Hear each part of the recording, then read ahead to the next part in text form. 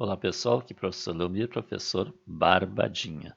Nessa aula vamos definir a função quadrática ou função polinomial do segundo grau e construir o esboço do seu gráfico, identificando no gráfico as raízes ou zeros, o vértice, o eixo de simetria e o conjunto imagem. Barbadinha. Então, função quadrática ou função polinomial do segundo grau. Definição. Então, a função quadrática é toda função f de R em R, quer dizer, domínio dos reais e contradomínio dos reais, definida por essa expressão, ó, f de x igual a x2 mais bx mais c, com A pertencente aos reais, B pertencente aos reais, C pertence aos reais e A diferente de zero. Tá? Então, aqui nós estamos usando uma convenção, escrevendo como coeficiente do x2 o A, como coeficiente do x o B, e termo independente o C. Então, nós vamos convencionar sempre assim. Tá? Então, esse A, B, C aqui são números reais, e esse A aqui, obrigatoriamente, ele tem que ser diferente de zero. Porque se o A aqui for zero, 0 vezes x2 vai desaparecer esse termo aqui. Então, fica bx mais c.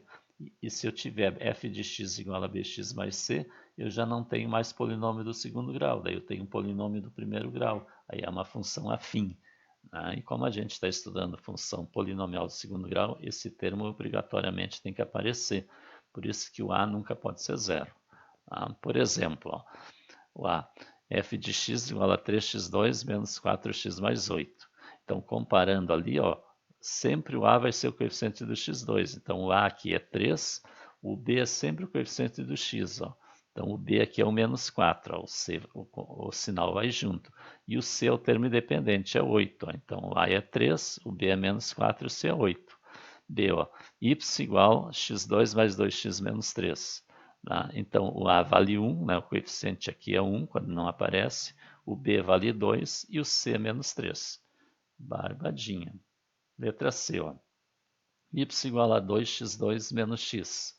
Tá? Então, o A vale 2, o B vale menos 1, aqui, ó, quando não aparece é 1, né? Como é negativo, fica menos 1. E o C é 0, né? O termo independente não aparece, é porque ele é 0.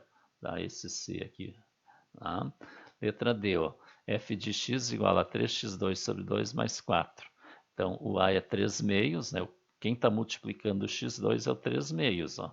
Veja, se eu tapar o x2, sobra 3 meios. E esse é justamente o coeficiente. Tá?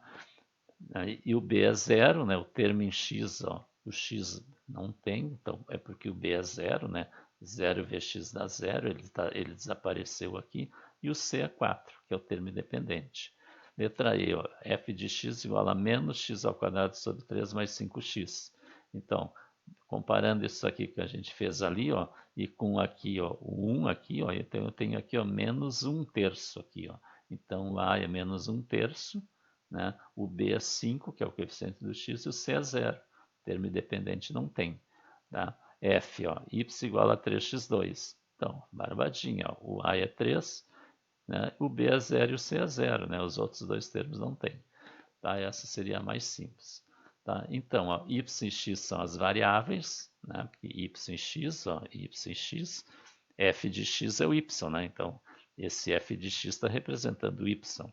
Né? O x é a variável independente, o y é a variável dependente e o a, b, c são constantes. Quer dizer, para a mesma função aqui, o a, o b e o c são constantes. Só para essa função, o a é sempre 3, o b é sempre menos 4 e o c é sempre 8. Tá? Então, antes de nós irmos adiante com a aula, inscreva-se no canal, deixe o like, deixe seu comentário e divulgue para os seus colegas. Tá? Então, continuando, então. Ó. Gráfico da função quadrática. O gráfico da função quadrática é uma curva chamada parábola, que pode se apresentar de duas maneiras. Tá? Então, aqui vou fazer aqui, mostrar para vocês as duas maneiras, né? Um esboço bem rústico aqui, né? Só para ter uma ideia por enquanto. Ó. Ela pode ser desse formato aqui, voltada para cima ou voltada para baixo. Quando ela está voltada para cima, a gente diz que ela tem concavidade para cima. E quando ela está voltada aqui para baixo, ela tem concavidade para baixo. Tá? E tem uma maneira de identificar, né, antes de fazer o gráfico, se ela vai ter concavidade para cima ou para baixo, Quem indica isso é o sinal do A, do coeficiente do x2. Ó. Então, a concavidade depende do sinal do A, que é o coeficiente do x2. Então, ela vai ter concavidade para cima quando A for maior que zero, ó, positivo. E ela vai ter concavidade para baixo quando A for menor que zero, for negativo. Tá? Barbadinha. Então, quando a gente começa a estudar uma função quadrática, a primeira coisa que a gente olha é para o A, para ver o sinal dele, para ver se a concavidade é para cima ou para baixo. Tá? Exemplo, ó, construir o gráfico de cada função a seguir. Então, no A, f de x igual a x ao quadrado menos 4. Tá? Nós vamos fazer o gráfico, então, nesse plano cartesiano aqui. Tá? Veja, a primeira coisa que eu vou olhar é o A. Ó. O A é igual a 1 aqui. Ó. É maior que zero, é positivo. Então, significa que ele tem concavidade para cima. Está voltada para cima. Tá? Então, vamos fazer uma tabelinha. Tá? Como a gente está recém iniciando o estudo da função quadrática, tá? A gente não tem muito estudo de alguns elementos, então vamos fazer uma tabelinha aqui, né? Um pouquinho grande. Conforme o desenvolvimento do estudo da função quadrática, a gente vai estudando alguns elementos que vai facilitar para nós fazermos o gráfico. Então, não vai precisar uma tabelinha muito grande. Tá? Então, vou atribuir valores, por exemplo, em volta do zero. Eu vou atribuir o valor de menos 3 a 3 aqui. Ó. Então, se o x é menos 3, vamos substituir lá na função, ó, y igual a menos 3, né, o x é menos 3, então entre parênteses, porque é negativo, né, ao quadrado, menos 4. Menos 3 ao quadrado é 9, menos 4 dá 5. Então, o y é igual a 5. Então, vai dar o par menos 3 menos 5. E depois a gente vai marcar, ó, menos 3 e 5 aqui ó, no gráfico. Ó. Tá? Se o x é menos 2, substituindo, ó, menos 2 ao quadrado aqui é 4, menos 4 vai dar 0. Então, o y é 0, vai dar o par menos 2, 0. Que é esse ponto aqui, ó, menos 2, 0 aqui. Tá? Barbadinha. Se o x é menos 1, y é menos 1 ao quadrado menos 4, menos 1 ao quadrado é 1, menos 4 dá menos 3. Então, y é menos 3, vai dar o par menos 1 menos 3. Então, menos 1 menos 3 é esse ponto aqui. Tá? Se o x é 0, né, 0 ao quadrado menos 4, aqui dá 0 menos 4, que é menos 4. Então, o y é menos 4, vai dar o par 0 menos 4. E o 0 menos 4 é esse ponto aqui que está em cima do eixo y. Tá? Se o x é 1, tá? 1 ao quadrado menos 4, fica 1 menos 4, que é menos 3. Então, y é menos 3, então vai dar o par 1 menos 3, ó, que é esse ponto aqui. Ó. X é 1, y é menos 3. Se o x é 2, né, y vai ser 2 ao quadrado, que é 4, menos 4, que é 0. Então, y é 0 vai dar o par 2, 0. O par 2, 0 é esse ponto em cima do eixo x.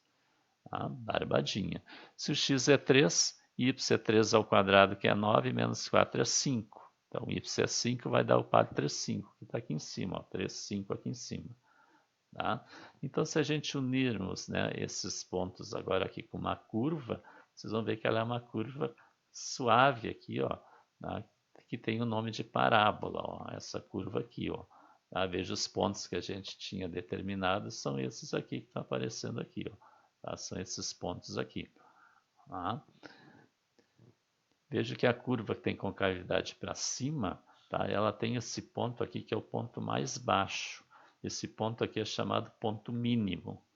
Tá? Ele também é chamado de vértice da parábola. Tá? Então, esse bico da parábola aqui é chamado vértice. E como ele é o ponto mais baixo em relação aos outros pontos, ele é o ponto mínimo. Tá? Então, aqui eu tenho o vértice, também chamado de ponto mínimo. Tá? O vértice da parábola ele vai ser muito importante para resolver problemas mais tarde, que envolvem função quadrática. Tá? Um outro elemento aqui que é imaginário, que é útil para a gente, ó, é esta reta aqui, ó, esse eixo aqui que passa no vértice, esse eixo vertical aqui, ó, ele passa sempre no vértice. Esse eixo vertical que passa no vértice, ele é chamado de eixo de simetria. Por que é eixo de simetria? Porque ele divide a parábola no meio direitinho, ó, bem no meio. Tá? O lado esquerdo é igual ao lado direito.